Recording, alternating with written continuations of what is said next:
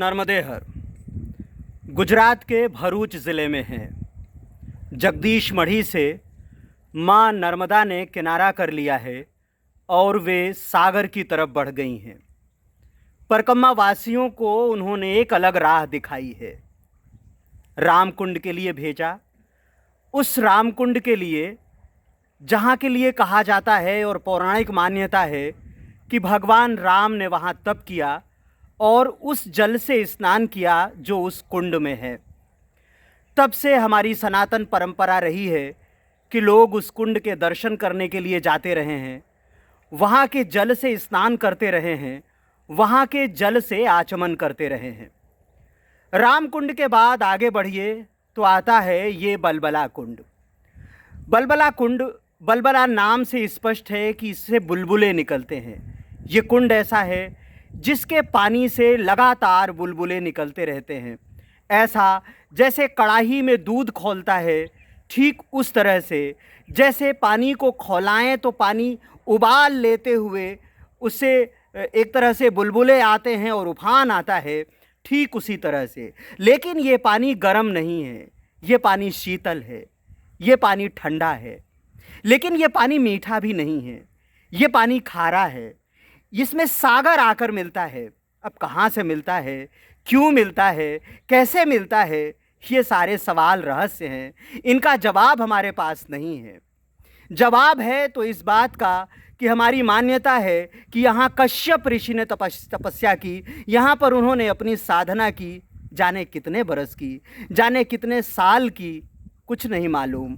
बस ये मालूम है कि उनके तप की ऊर्जा यहाँ पर है और उस ऊर्जा को हम यहाँ प्रणाम करते हैं, उसे यहाँ नमस्कार निवेदित करते हैं और उस ऊर्जा को अपने साथ लेकर जाते हैं।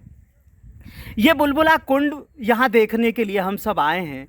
माँ नर्मदा का कितना एक तरह से मिथकीय चमत्कार है, किस तरह से मिथकीय मान्यता है कि जब वो सागर की तरफ चल पड़ी हैं तो उन्होंने हम सब से, परकम्मा वासियों से, लोगों से, अपने भक्तों से, चाहने वालों से ये कहा है कि अब राम का स्मरण करो, रामकुंड में राम का स्मरण करो।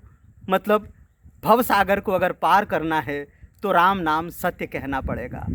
उसी दर्शन का आगे ये दर्शन है बुलबुला कुंड में, जहाँ ये माँ नर्मदा स्वयं बताती हैं कि जीवन एक बुलबुले की तरह है, बस ज़रा से में फूट जाता है, ज़रा से में उफान आता है। इस दर्शन को समझिए। जीवन की सार्थकता कुल इतनी है कि वो एक बुलबुला है, इससे ज़्यादा कुछ नहीं। तो यहाँ से जब भव सागर को पार करने की बात रत्ना सागर में करेंगे, रत्ना सागर जहाँ माँ नर्मदा मिलती हैं, जो ये बताता है कि इसी तरह से एक दिन इस सागर को पार करते करते भव सागर को पार करेंगे। उसके पहले ये दर्शन कि जीवन एक बुलबुला है, इस बलबला कुंड में देखने को मिलता है। इसकी खासियत एक और है कि जब ये यहाँ का माहौल बिल्कुल शांत रहता है, आवाज़ नहीं आती, शब्द नहीं होते, तब ये पानी थोड़ा ठहरा हुआ लगता है। बुलबुले आते हैं लेकिन उतनी गति से नहीं आते। जब हम इसमें आवाज़ लगाते हैं, नर्मदेहर का उच्चार करते हैं, जय महादेव का उच्चार करते हैं, भगवान राम का उच्चार करते हैं, किसी भी मंत्र का या ध्वनि का उच्चार करिए तो इससे बुलबुले बहुत तेज़ी से बाहर आते हैं, तेज़ी के साथ बाहर निकलते हुए दिखाई देते हैं।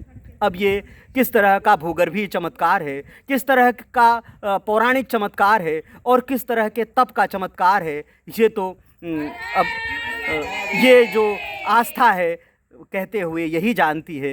ये जो स्वर है जो अनादिकाल से चला आ रहा है, सनातन काल से चला आ रहा है, और ये उच्चार है वही जान सकता है, या फिर माँ रेवा जान सकती हैं। नर्मदेहर।